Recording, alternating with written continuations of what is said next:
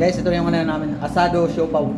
Tatanungin natin yung mga tropa pips natin kung ano masasabi nila dun sa merienda namin ngayon. Guys, ano yung masasabi nyo sa merienda natin ngayon? Ang sarap ng asadong sopaw. Ba't ibang kulay? Kakaiba talaga yung kulay ng Pero siopaw hindi namin akin dito lahat sa to. barko. Para sa mga tropa pips Tropa nandun sa pips sa taas. recreation. Okay guys, ito, guys, ano masasabi mo guys? Sarap, ang sarap. Masarap daw. Ayos, ayos. Ayos, ayos, panalo. Oh, dito pa sila. Masarap, pero mali Masarap yung yun. ako yung sa pisngi. Masarap na Tagaloto. Yung tagaluto yung masarap.